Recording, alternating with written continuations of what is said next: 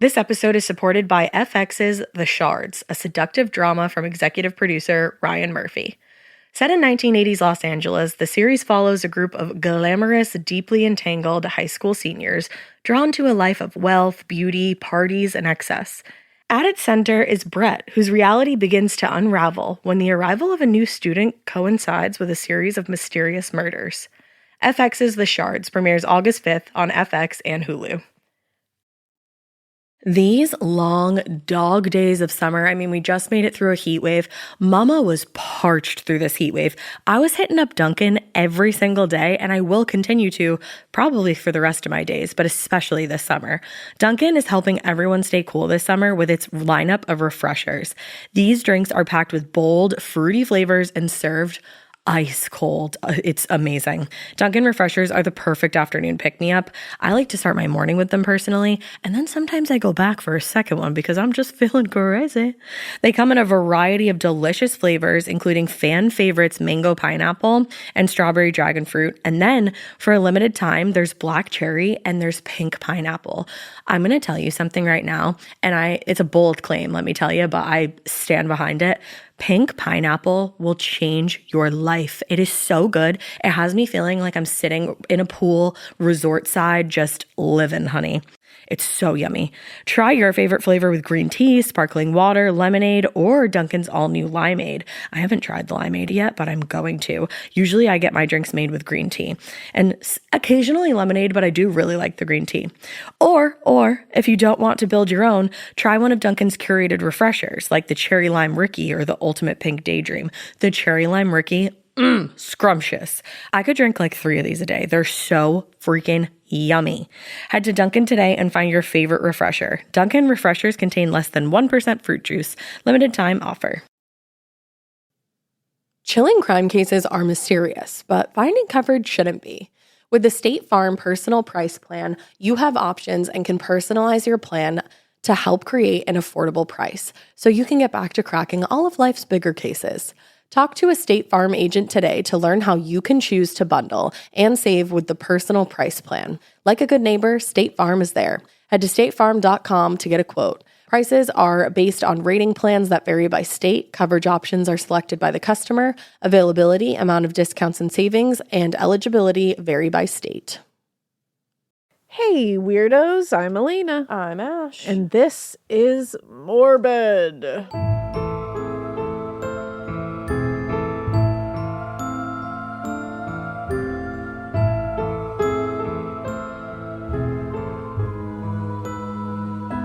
Morbidito. And guess what? What's up, girl? You better keep your eyes peeled on Friday the 13th. For various reasons. Because it's a spooky day, 1, and 2, because if you're on our Instagram, which, where are you? Where are you? Actually, to be honest, I understand if you're not on Instagram at all. If you're not on Instagram, maybe you don't need to go back. That is understandable. Good for you for getting off of it. But if you're on our Instagram or want to, we're going to be announcing something on Friday the 13th, which is tomorrow when this comes out. Yep. So it's going to be pretty cool, everybody. And if you're not on Instagram, don't worry. We'll be announcing it on the pod too, just not on Friday the 13th because we don't have an episode out that day. It'll be Monday. Whatever date that is. Jinx. What is it? 13th? 16th?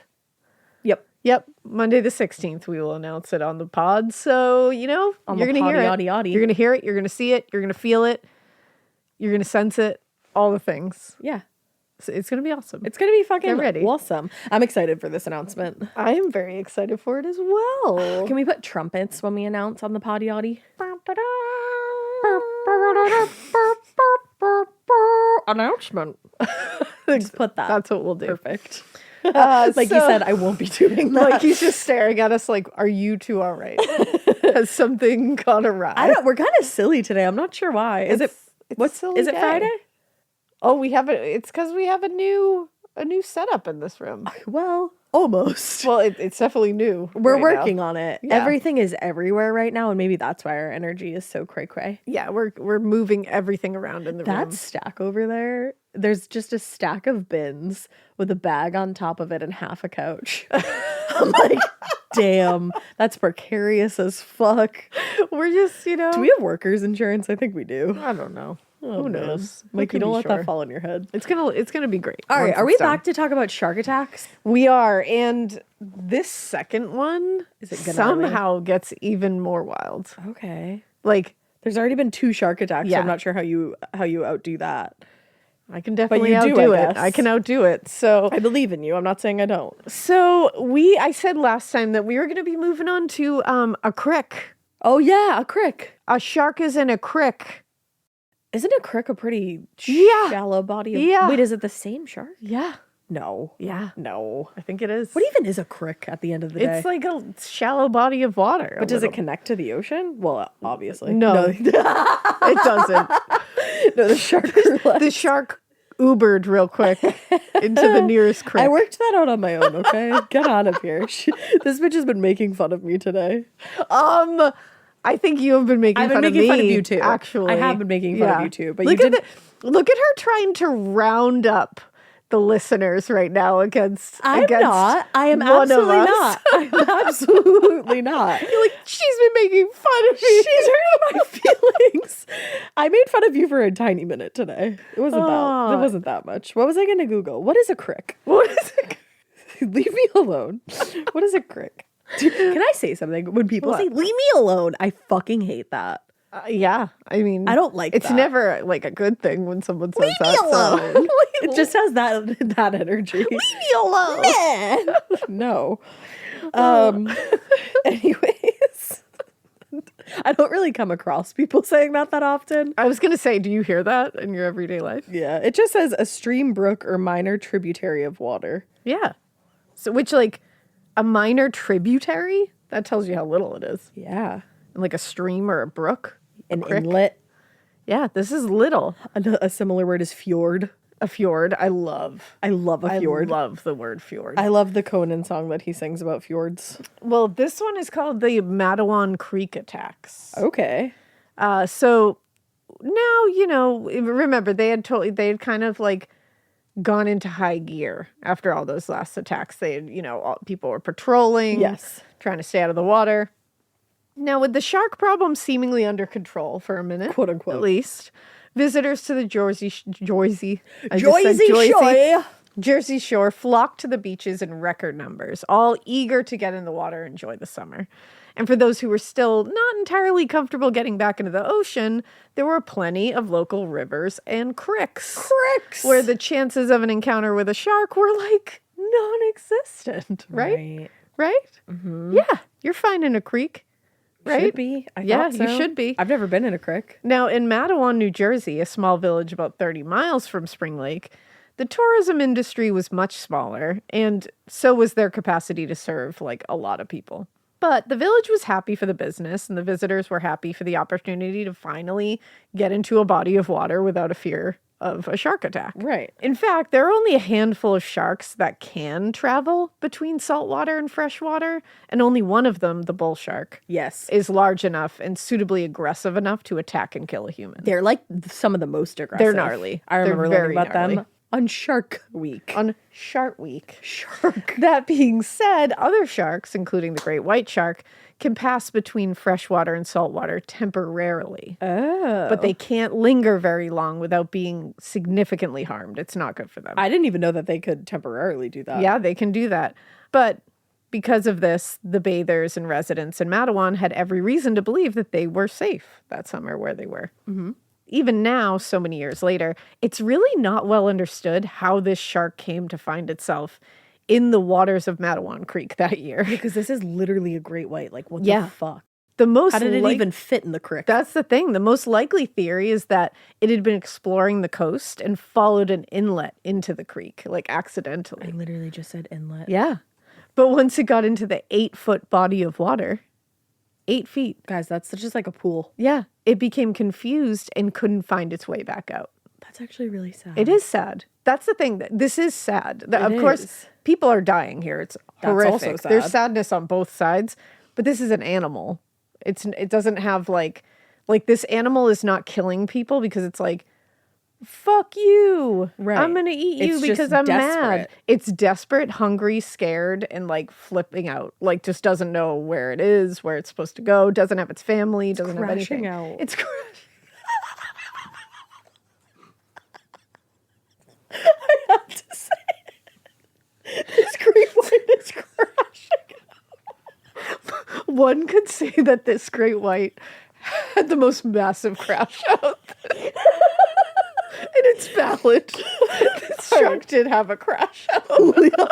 To be clear, it's funny that to say the shark is having a crash out. It's obviously not funny what happened. No, I'm not laughing at what happened. I think if there's neurons firing, you guys get it. We have to explain everything we No, say just- sometimes. The girlies who get it. That's it. The girlies who have crashed out get Yeah, it. we've I all- crash out on the weekly. We've all been where this shark is. Yeah. At one part in our lives. That was me earlier this Yeah. week. Mikey was legit afraid of me. We all were. Mikey, You were afraid. Here's something you didn't know.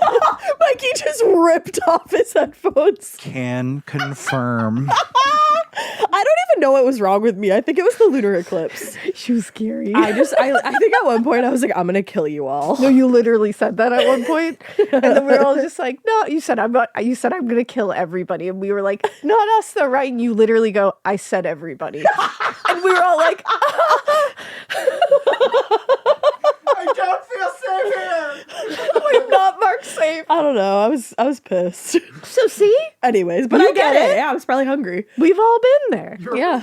That's the thing. Yeah, I was But exactly. I was crashing out. I need to be clear that like this, it is when you look at this, like obviously the sensational part of it and the horrifying part of it is that like people, Yeah. kids, like human beings were terrorized, Right. traumatized, not murdered, killed, eaten, harmed in irreparable ways.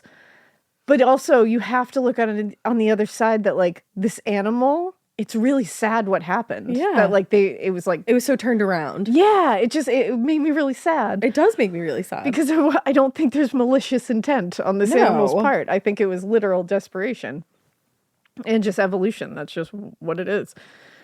So again, he got confused. He couldn't find his way out. And under those circumstances, that shark wouldn't have just been hungry. It would have also been really frightened, like really scared, extremely agitated. And all those things together makes for a dangerous situation. it does. And again, it's not eating. It doesn't have food. Yeah, it's Animals literally have to starving. eat. We all do. And it's like, to them, this is just meals arriving. Like that's Right. That's all it is. It's not being like, wow, a human, I'm going to hurt it. Yeah. Like, so on the morning of July 11th, while bathers clogged the beaches of resorts in Ashbury Park and Spring Lake, 14-year-old Rennie Cartan, a Matawan local, opted for, the muddier waters of Matawan Creek. As they had done so many summers before that, Rennie and two friends ran down to the old swimming hole. They stripped off all their clothes, they reached the dock, and they dove into the cloudy waters. They were splashing, stirring up the water, doing all the things that you do when you're 14, jumping in a muddy creek. 14. Yeah. I'm like, bitch, I would do that right now. Yeah. Rennie had barely poked his head up from below the water when all of a sudden the ordinarily cool waters of the creek felt warmer. Huh. There was considerable temperature difference. The sensation was not like anything that he had really experienced before, and he couldn't put his finger on it. But something was wrong. Yeah. Then the cloudy water suddenly looked crimson around him.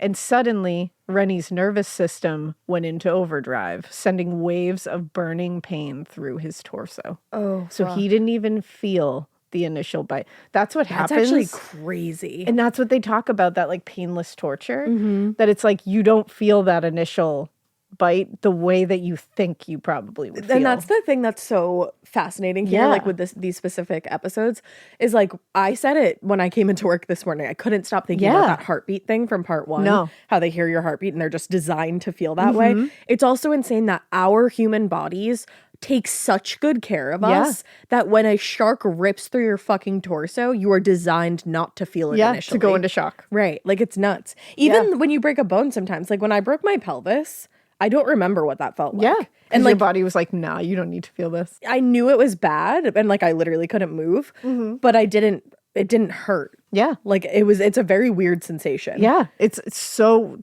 that's why, like when I did autopsies, I remember like every single day when we would do one, I was like, damn, our bodies are crazy. They like when are. you see how complex and wild and delicate, but All also the crazy systems. strong these systems are, you'll never stop thinking about it. No, it's like you really crazy. won't. Like when I had my twins, I lost like a ton of blood. Yep.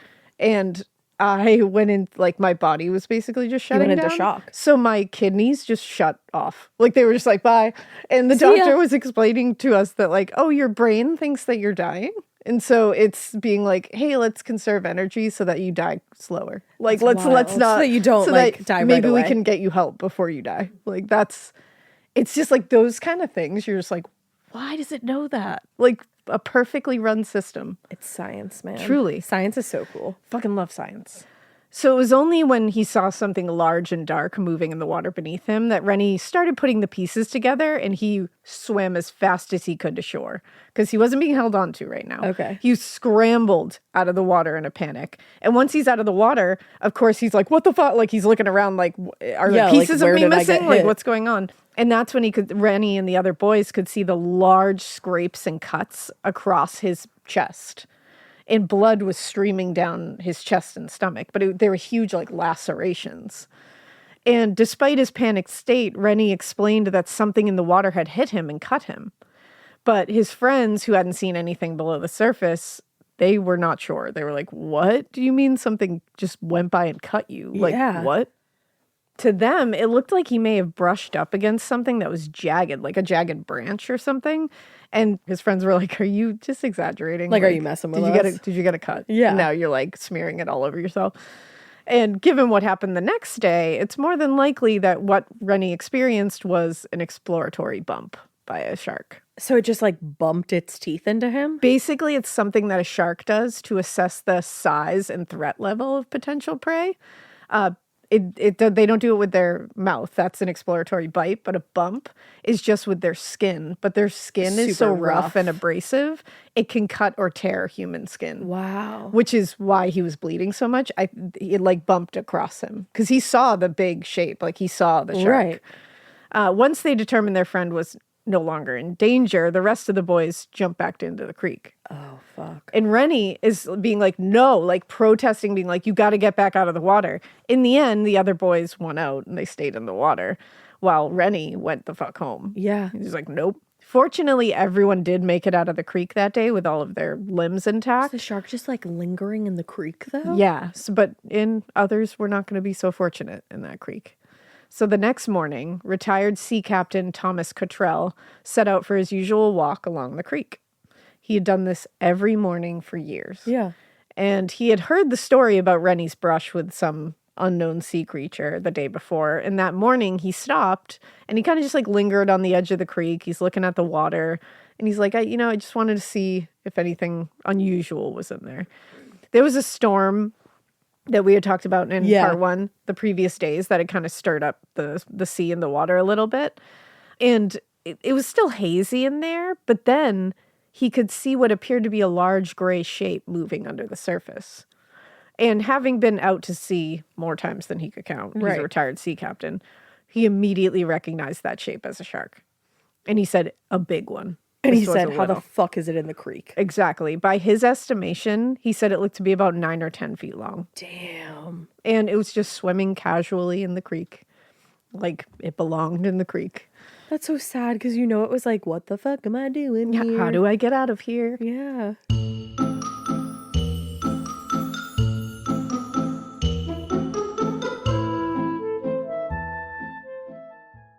Do you remember in school when you just knew that your teacher had a favorite of everything? They would always use the same blue dry erase marker when they wrote on the board, or they would talk nonstop about their favorite element during science.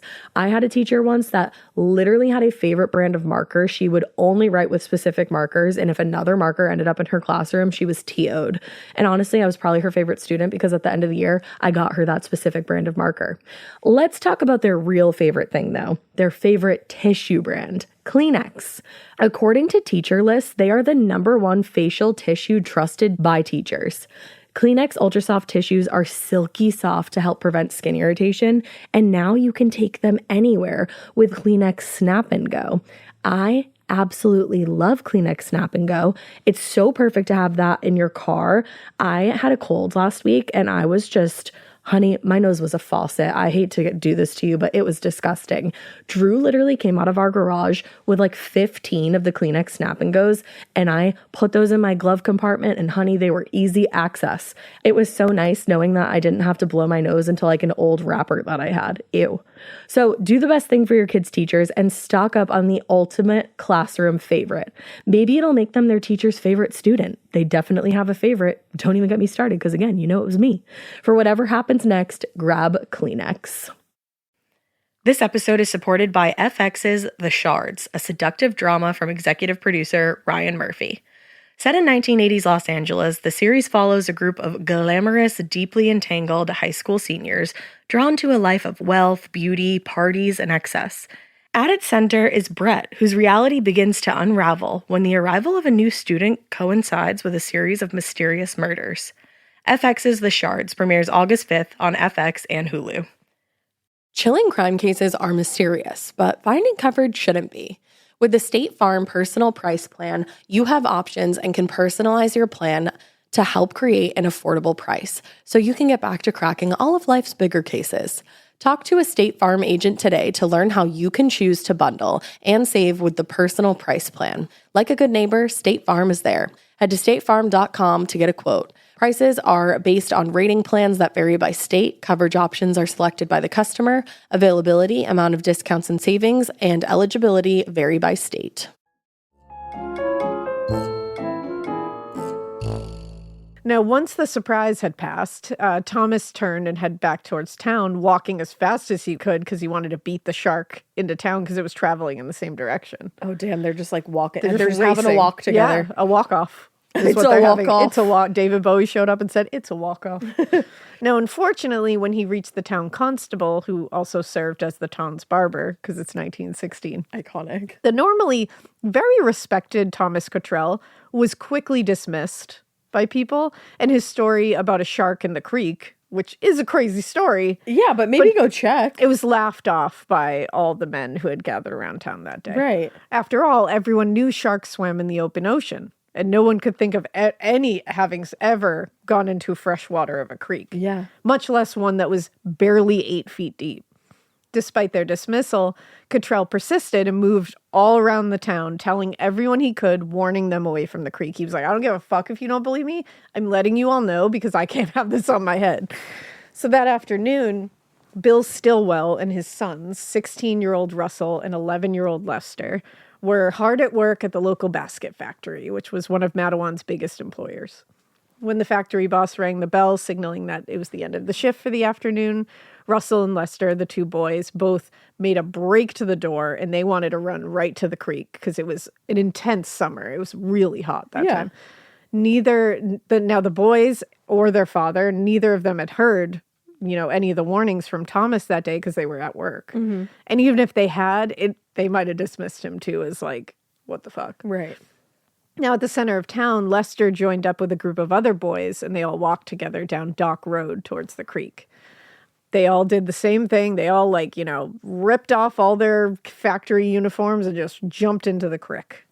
And by the time they had jumped in the creek, Captain Cottrell had already made his way through town and was now heading further down the waterway to warn others, which, Thomas Cottrell... Just the fact that everyone's lolling at him and he's like, I'm going to keep spreading my word. He's still going. Yeah. He's like, I don't want people in this water. So with no idea of the danger that was lurking mere literal feet from them, the boys were wrestling. They're playing in the water, jumping, diving, splashing. Jumping off that dock at the end of the water. And the water is murky, remember? And they're getting out and repeatedly jumping in, which is churning the water up, creating a huge commotion. Yep. And they had only been in the water for 15 or 20 minutes when one of them, Charlie Van Brunt, saw what he described as, quote, the biggest, blackest fish I had ever seen. That's not a fish, baby. And it was swimming swiftly below the surface in Lester's direction. Oh. Just seconds later, they all heard Lester shriek as the shark grabbed him as it burst from beneath the surface. Its teeth and underside they said they could see its belly because it rolled after it got him. Because sharks will do that. They'll literally, like a crocodile almost, will roll to like Trap you yeah, almost. to like drown you essentially. Yeah. Now, and so he's pulling Lester under. Lester resurfaces a second or two later, but the shark still had him by the arm and was whipping its head back and forth, jerking this like 11-year-old back and forth. The shark went under a second time, taking Lester with it, and this time its huge tail. Yeah. They said it was huge. It whacked one of the other boys in the face, and it knocked him several feet back into like some pylons. Oh, like wow. literally sent him flying. Then, just as suddenly as it all started, it was over. But Lester was gone. Nowhere to be seen. A large bloom of blood on the surface of the water was the only thing left. And they freaked the fuck out. And all 5 of them scrambled out of the water and they just ran screaming into town for help. None of them even got dressed. That's how scared they were. They are literally naked, running into town, like covered in their friend's blood, screaming. God. Can you imagine No, this? That's like a horror movie. So they're smeared with mud, grass, streaks of blood. They're running into town, screaming shark to anyone who will listen. And when Rennie Cartan had told his story about being cut by something big in the water, most people didn't really believe him. Right. Just like Thomas. And when Thomas raved about this shark in the creek, everyone was like, yeah, I don't know about that. Well, but now this, you know. This time, it was different. This was clearly not a prank. These boys were genuinely terrified, genuinely traumatized, and screaming about how a shark had not just bit their friend, but had eaten Lester Stillwell. Oh my God. So the constable gathered up a group of, able-bodied men of the day, and they all hurried down to the creek, hoping they would reach him, maybe find him and help him. But at this point, they figured that the boy had just drowned. Yeah. Now, back in town, all the boys continued telling their story, though at this time, it's weird because some of the town was believing of them and obviously ran down to the creek, but some people are still like, are you sure that's what you saw? Like, are you sure he didn't just drown? Did something bad happen? But finally, when they reached the business of Stanley Fisher, who is a fucking real one, Oh, thank goodness. they found an adult who was willing to listen to them. The fact that it took them a minute is crazy. Fisher had grown up the son of a sea captain, and he had spent more than a little time on the water. This and episode is brought to you by sea captains. Sea captains, men of the sea, which my father is. So, and my grandfather. So men of the sea. Hell yeah. Let's go. But yeah, so he had spent a lot of time in the water. He knew what sharks were capable of. And operating under the assumption that the boys were telling the truth, he followed them. And he ended up closing his shop for the day and changed into a bathing suit to rush down to the creek because he was like, I'm getting this kid. I'm like, don't get in that water, brother. So as the most experienced on the water, Stanley Fisher took command immediately when he got to the creek. He started assigning each of the men tasks to do. Like, he was just like, let's go, girls. For his part, he climbed into a rowboat with another man, and after crafting a net out of chicken wire and stones, they started dragging the water for Lester's body. Oh, wow. By then, many other locals had gathered at the shore, and they were all calling for Lester. It was like a whole scene. After an hour of searching the shoreline and dragging the water, the men still didn't find anything. And Fisher suggested the boy's body may have sunk to the bottom where the nets weren't reaching. Right. The only way they would know for sure was to dive down and look.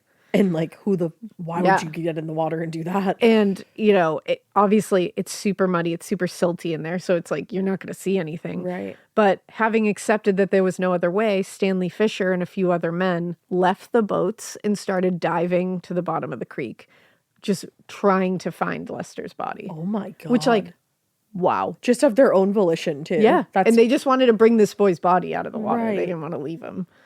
Now, for the next half hour or so, Stanley Fisher repeatedly dove and resurfaced, determined to find Lester's body, as one by one other men gave up the search and begged him to abandon it too. Yeah. Finally, in the late afternoon, he resurfaced and shouted, "I've got it." Wow. And the whole shore, applauded and cheered.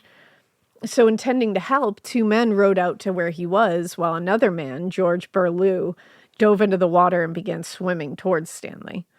Now, George hadn't made it more than 10 or so feet when he suddenly stopped swimming. Oh, God. The water around him started churning, and swirling, and he was like, something big was moving under the surface. Yep. And it just like stunned him. He just stopped where he was. George then looked up towards Stanley Fisher just in time to hear him cry out, "He's got me." Oh my God. He's literally In the middle of search and rescue. Yep. And he's got Lester's body. Yeah. Like, he's got Lester's body, and now he's being. Which you wonder if the shark was going to go back to, Yeah. and that's why he ended up going after Fisher. Ding, ding, ding.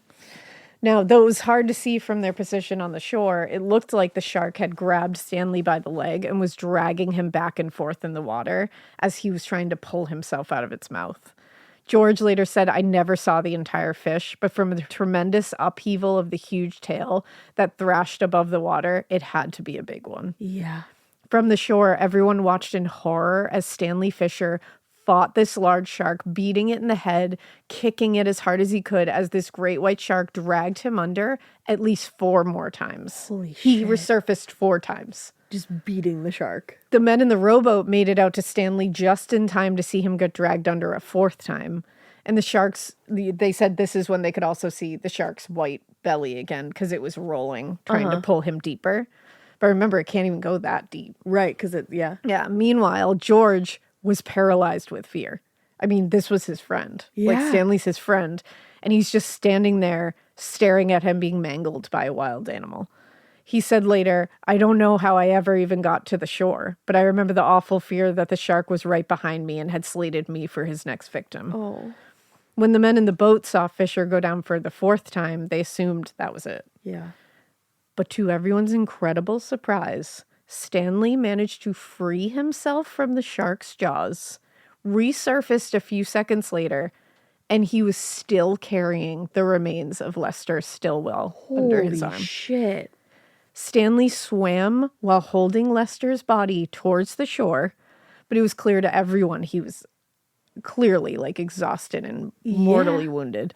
On the shore, several men grabbed oars and started slapping the water to make as much noise as possible to try to distract the shark. Well, and at least they're doing it from like different places. They're trying to like pull the shark towards them. Right.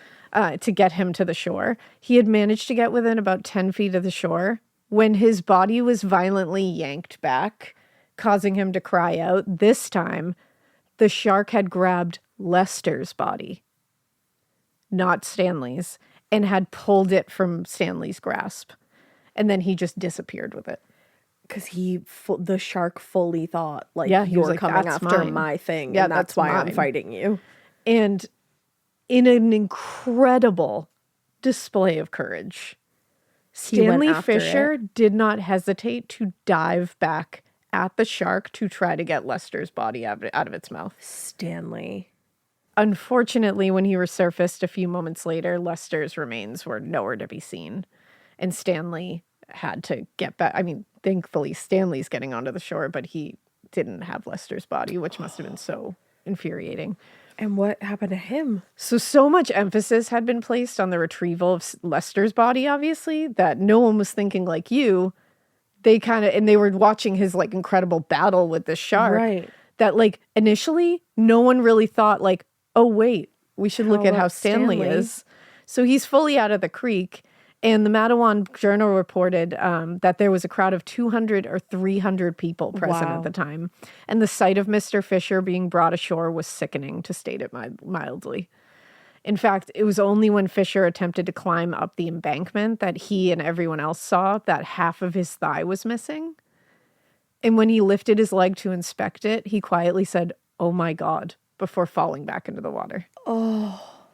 Now, a group of men managed to carry him from the creek to the home of Dr. George Reynolds. They had tied a rope tightly above the wound to try to slow the bleeding. Smart. Unfortunately, like the doctors on the beaches in Spring Lake and Ashbury Park, though, Reynolds hadn't seen any wound like this before. And he said it stretched 18 inches from just below his hip to just above his knee. Oh. The flesh around the edge of the wound was ragged. It was shredded. It's not The like you had to femur- stitch that back up. And the femur had been scratched by the teeth of the shark. Oh. Like there was a deep gouge in the femur bone. Holy shit, dude. Dr. Reynolds did his best to dress it, while Fisher, still fully conscious, Yeah, let that sink in. told the man about how he'd seen the shark feeding on Lester's body. And he had tried to retrieve the remains, and it dropped the boy and grabbed his leg when he tried to do that. Oh, wow. Now, as a small-town doctor, Reynolds didn't have even a fraction of the supplies that they would have needed to treat You need Stanley's legit wound. surgery at this point. But he did the best he could with what he had. And while he worked, he instructed the men to fashion a stretcher from whatever they could find in the house. If Stanley Fisher was going to make it, he needed to get to a hospital now. And the closest one was about 10 miles away. Oh, fuck. With Fisher's wound packed and wrapped, they carefully put him on a stretcher and brought him down to the train station, where all they could do was sit and wait for the train, Oh, my God. which was scheduled to arrive at 5:06. Oh, my God. If everything went according to plan, they would make it to the hospital by 7:45. Wait, so this was literally, you have to think of this. This was Yeah. literally before ambulances. Uh-huh. When was the first ambulance? Yeah, when was the first ambulance? That's inconceivable. Like, they had to get on a train. They had to wait for the train. The first civilian ambulance service started in 1865 in Cincinnati, Ohio. That's essentially what this But is. modern equipped ambulances weren't until the 1960s. Damn. That's actually crazy That to is think nuts. about. Wow. And especially here, it's like a seaside town, a little resort town. It's like, And also, when I'm saying the first civilian ambulance, that was horse-drawn. Yeah. And then they moved to in 1899. So, like, not damn, too not long. that far off from where Right. we are. From where we are. That was the first motorized ambulance. Holy And then shit. 1960s, finally, like, modern ambulance. Well, That's this wild. So they're waiting for the train to get Stanley to the hospital. We're not done with this afternoon, just so you know. Okay. We're not done. Like, that craziness that just happened, take a quick little breath in. We're not done. Okay. While several of the townspeople waited with Stanley Fisher at the train station, word started spreading about these attacks, but not fast enough. Less than a mile down the creek from the Wyckoff dock where the attacks on Stillwell and Fisher occurred, 12-year-old Joseph Dunn and his 14-year-old brother Michael were swimming in the creek by the brickyards with a friend, Jerry Howerhan. During the year, they lived in New York City, but that summer they were staying at the Jersey Shore with their mother in Cliffwood, just outside of Matawan. Now, that afternoon was so hot, like I had said, and they were all eager to get into the creek. None had heard about Rennie Carton's encounter with the shark the day before, and they hadn't heard about the attacks that had happened a fucking mile down the creek a half hour earlier yet. Oh my Because it just God. hadn't got to them yet. So they were just looking for a place to cool off. Right. Hadn't heard about anything. Now, they raced through town, down to the brick docks, where, again, they jump right into the creek. Had they looked up the creek a ways, they might have seen a large, dark shape moving slowly in that direction. Or maybe they would have caught sight of a fin break the surface of the water, maybe giving them some kind of warning. Yeah. But you're not looking for you're it. just They're having not fun. going out to the creek Thinking expecting that a there's gonna be great white shark. No. But again, their minds are just, it's summer, I'm having fun, I'm cooling off.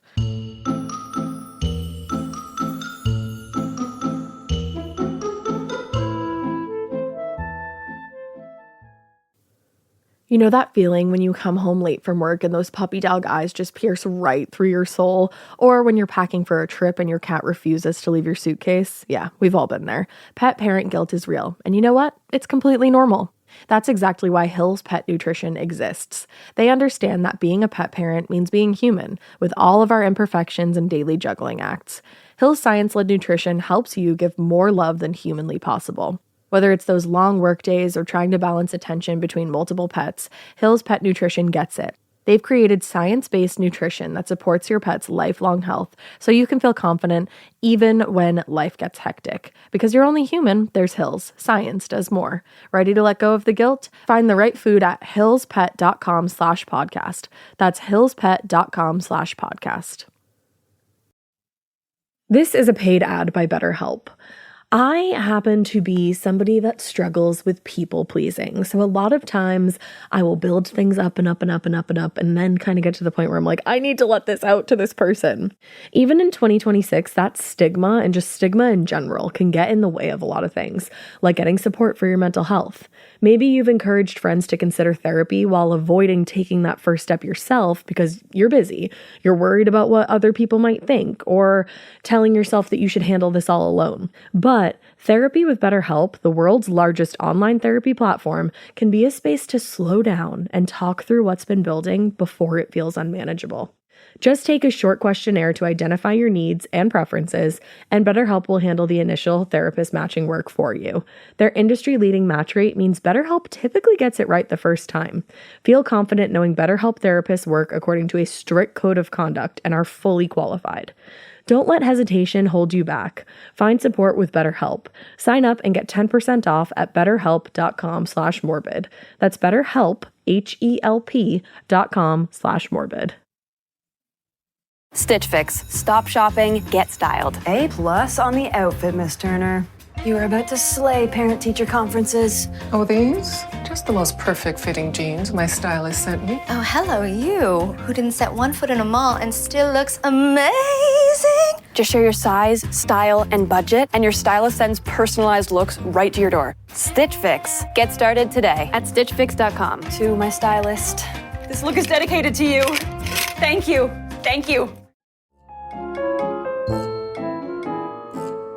Later, it would seem strange to everyone that the boys would have willingly jumped in the water right after a vicious attack, less than a mile away, but Captain Cottrell and the group of small boats still hadn't made it that far down the creek, so there was just no way for them to know. Yeah. Now, they had been in the water about a half hour, splashing, wrestling, when a man comes racing towards the shore, shouting a warning about sharks and urging them get out of the water. Now, Jerry and Michael were the first to hear the warning, and they were like, fuck that. They swam right to the ladder, pulled themselves out of the creek. Joseph had gone swimming to the middle of the creek and couldn't hear what they were shouting. Oh. Still, he could tell that something was wrong, so he started swimming towards the dock. He later recalled. He later recalled.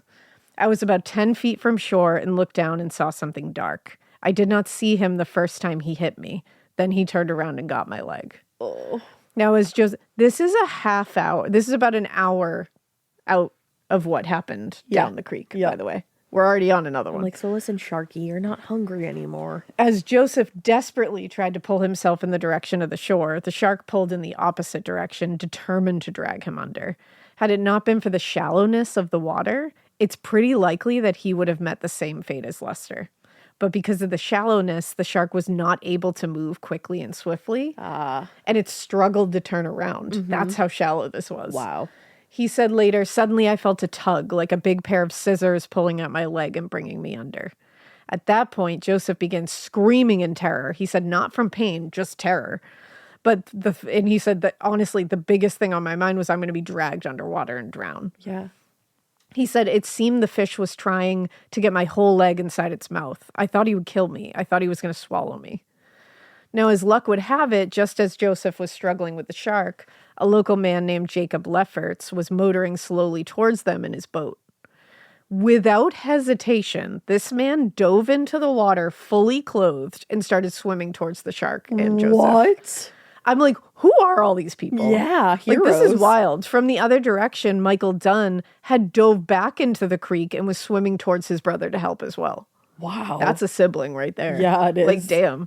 They both reached him around the same time and together began pulling Joseph and kicking the shark's head. Unfortunately, the shark was determined to hold on to its prey, though, and its jaws remained clamped around Joseph's leg. Finally, after a long tug of war, the shark let go enough for Michael and Jacob to get Joseph out of his mouth and to shore.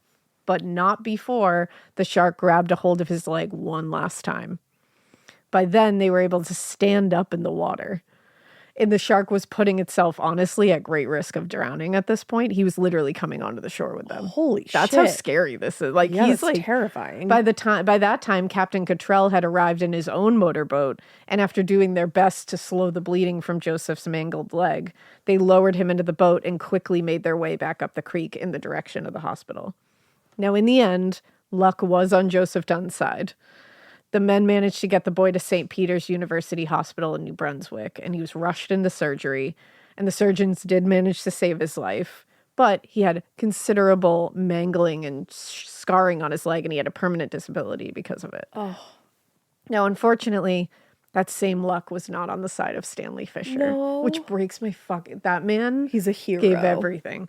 Although the men in Mattawan managed to get him onto the train, he bled to death a short time later on the train. That's a lot of blood Yeah, loss. long before he was able to get proper medical Oh, care. that's so sad. Now, in the span of an afternoon, the shark in Mattawan Creek had killed 2 people And attacked another. and had gravely injured another, all in full view of like hundreds of people. And within like a couple hours. Yeah. In the wake of the attacks, 2 things happened. First, there were several people around town, likely seeking attention and their time in the spotlight, who claimed to have had interactions with the shark. 13-year-old Ernest Dunham, for example, claimed that he had also jumped into the creek to search for Lester's body when the shark, quote-unquote, nipped him. Yeah, where's your bite, bud? Considering that brushing up against the shark had caused severe abrasions on Rennie Cartan's chest, a nip or exploratory bite would have been devastating. Yeah. You would have seen it. 100%. Now, the second and more important outcome was that the entire town and surrounding areas became consumed in a panic over the quote-unquote man-eating shark that had invaded the Jersey Shore and was picking off residents at an alarming rate at this point. In an effort to find the animal and kill it, hundreds of people descended on Mattawan Creek, dragging the water with large nets and using dynamite to kill whatever was in the creek. That's terrible because there's other things there too. It's like most of the story, you're like, wow, the People. humanity here, people are diving into the water, saving each other, doing what they can, going all out. And then they do things like throw dynamite in a creek. And I said, wow, we can't always get the bat 1,000, you know? Yeah, I'm also We like, can't. damn, don't go swimming in that creek again. Yeah, like, damn. And throughout the night, armed men patrolled the creek in boats, periodically tossing in sticks of dynamite. Okay. Like, we y'all. could just get him out of the creek. Yeah, you don't have to dynamite about it.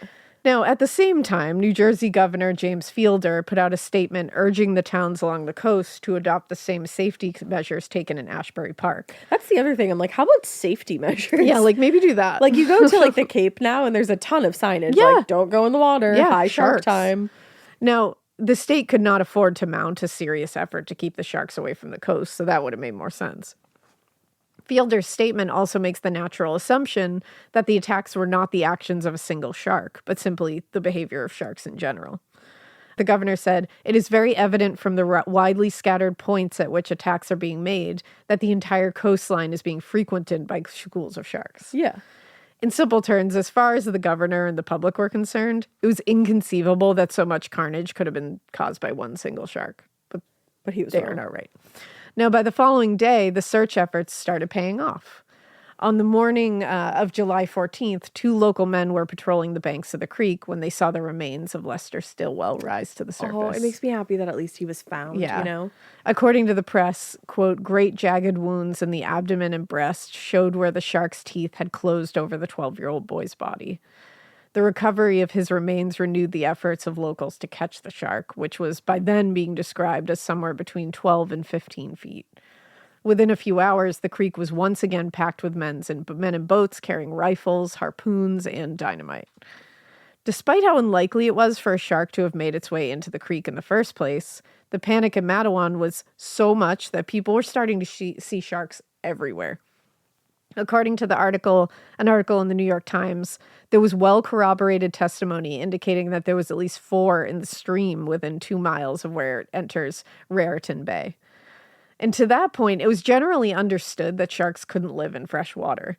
But the experts had also informed the public that sharks didn't attack people, so the growing consensus was that the experts were wrong about sharks. Yeah. Basically. There's more to learn about sharks. Yeah, in fact, in Manhattan, several people reported seeing 2 large sharks in the Hudson River, evidence that the panic had clearly reached beyond the borders of New Jersey and was stretching out into other places. Can you imagine? In reality, the dramatic increase in sightings could be explained. It was a combination of hysteria, mistaken identity, and fabrication. But at least some of the sightings were definitely genuine. Yeah. And simply the result, and I don't think we think of it like this, the result of people having gone looking for something that had always been there. Yeah. But they just didn't notice it before. Yep. The northeastern coast of the United States, we know this now, has a large and diverse population of sharks. Yep. That if you were to go looking for it, it really wouldn't be that difficult to find. Yeah. You can find sharks around. You can. Especially now. So the fact that people were seeing them in that moment only came as a surprise because most people had no idea they were there in the first place. More importantly than their mere presence were the assumed implications of their discovery, mainly that the sharks possessed an immediate and extreme danger to humans. Only if you get in the water, though. Right. Like, it's one of those things that I'm like, yeah, sure. Don't go in the water. Right. Like, as Jaws says. I mean, Stay out of the water. Now, the story of the man-eating shark finally came to an end on the evening of July 14th, after countless sharks had been pulled from the waters around the shores of New York and New Jersey. but they were just like Yeah. keeping them out. Yeah. Oh. Among them was a 7.5-foot great white caught near Raritan Bay, about 5 miles from Matawan, by New York taxidermist Michael Schleicher. According to Schleicher, which is a hard name to say, Michael, he had been dragging his net behind the boat when he turned and saw, quote, a big bifurcated tail flash out of the water. Michael attempted to haul the shark on board, but the weight of it and its constant thrashing caused the stern of the boat to sink and raise the bow into the air. Well, maybe you're not supposed to catch that shark. Yeah, you're not supposed to put this giant shark on your boat, I don't think. Now, by the time he made it to the rear of the boat, he saw, quote, the shark rising out of the net and onto the stern, snapping its great jaws. With all the weight on the back of the boat, gravity went to work, pulling everything towards the shark, not only putting Michael in danger of being bitten, but also threatening to sink the entire boat. Yeah. In fact, it seemed that Michael that the shark was actually doing everything it could to reach him and his sailing partner at the time. I mean, I think it's probably just protecting itself. Yeah, I think so. Thinking quickly, he grabbed one of the now broken oars of the boat and began beating the shark in the head, striking it on its snout, its gills, and anywhere else he thought could damage it. How about you just let it go? Exactly. All while the shark is continuing to snap its teeth. Finally, the shark took one last leap onto the boat, trying to grab them both, but missed, giving both the opportunity to strike the final blows and ultimately killing him.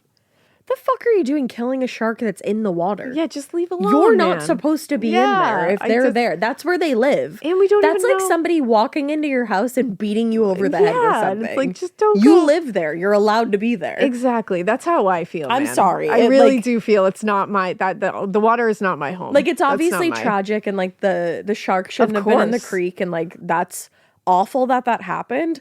But sometimes those things happen in nature. Well, it's like when like a bear will attack or something, when somebody's like out in the woods and they'll like euthanize the bear. It's not the And bear's it's like, yeah, fault. you can see that like, yeah, this shit happened. Somebody died. Like that's And it's tragic. Huge. It's tragic, but it's hard to swallow that we're just gonna kill a wild thing for acting like a wild For thing. acting like a wild thing in its their own habitat. That's Like, the thing. that pisses me off. And water especially Is is the not thing that our I'm like, fucking that is theirs, man. Yeah. That's theirs. I can't sit here. By no means did anyone deserve to lose their life. or Absolutely not. Do something that they should have lost their life. Like you should honestly, I want everybody to be able to go swimming in the water, but it's not ours. Right. It's And I just not. can't like it's a double-edged sword. It really is, because obviously you want to keep people safe. And this was horrific and tragic. Mm-hmm.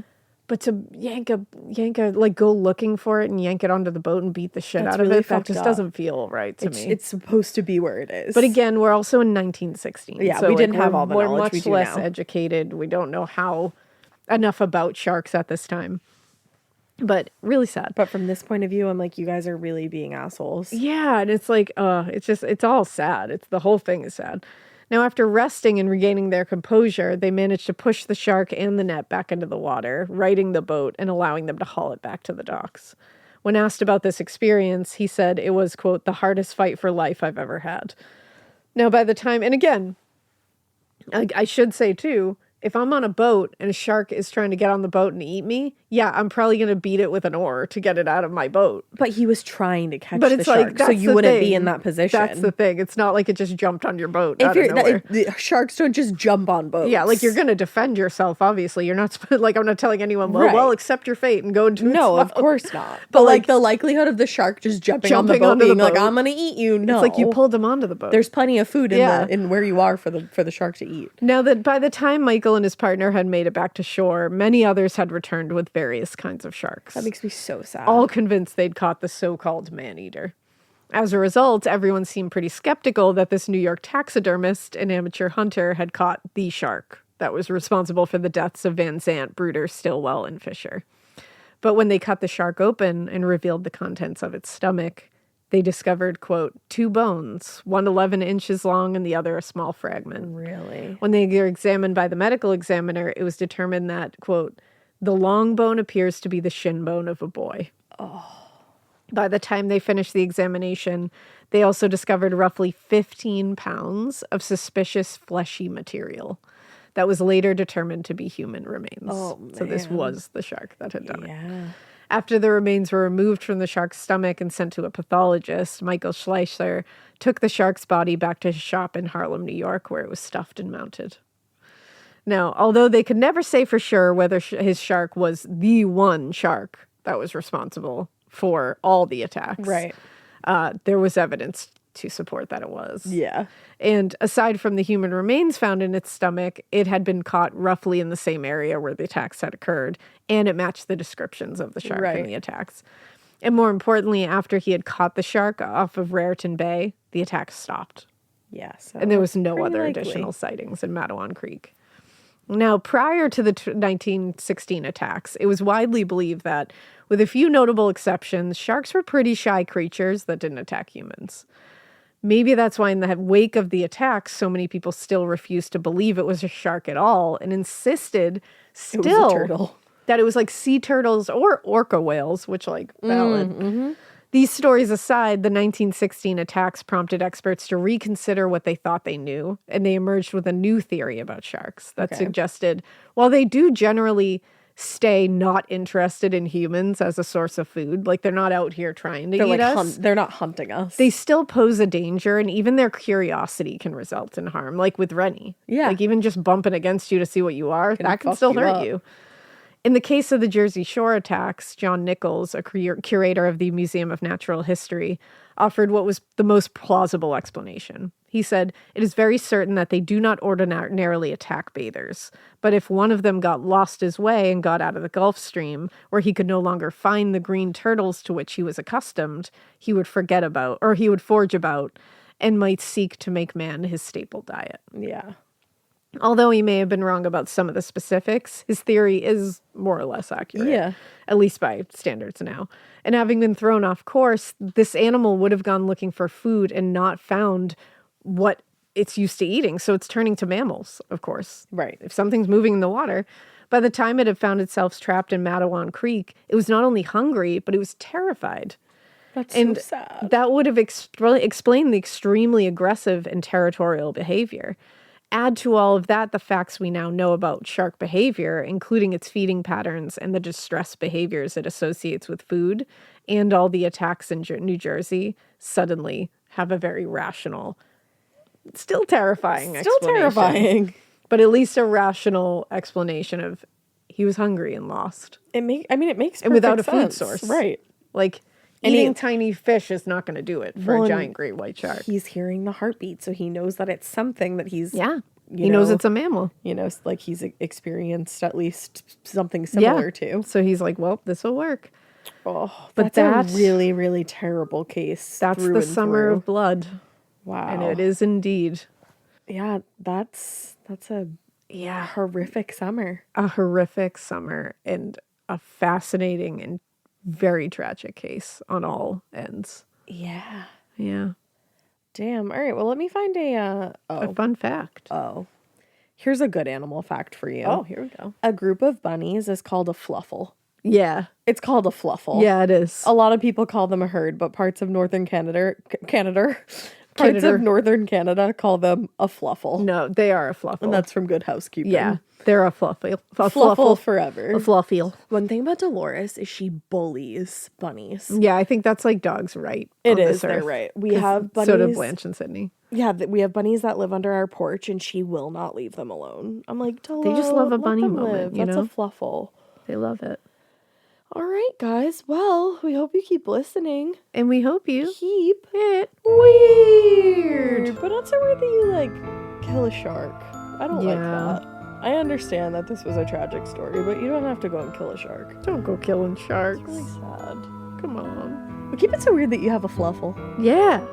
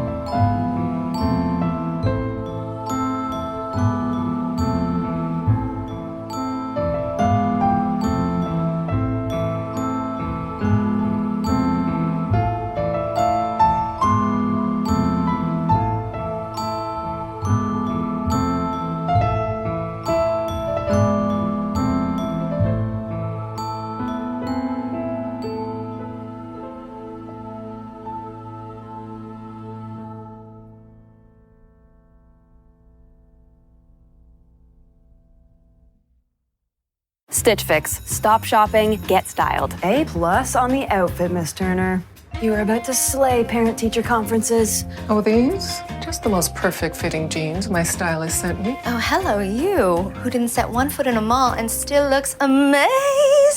Just share your size, style, and budget, and your stylist sends personalized looks right to your door. Stitch Fix. Get started today at stitchfix.com. To my stylist. This look is dedicated to you. Thank you. Thank you. Hi, I'm Angie Hicks, co-founder of Angie, and one thing I've learned is that you buy a house, but you make it a home. Because with every fix, update, and renovation, it becomes a little more your own. So you need all your jobs done well. For nearly 30 years, Angie has helped millions of homeowners hire skilled pros for the projects that matter, from plumbing to electrical, roof repair to deck upgrades. So leave it to the pros who will get your jobs done well. Angie, the one you trust to find the ones you trust. Find a pro for your project at Angie.com.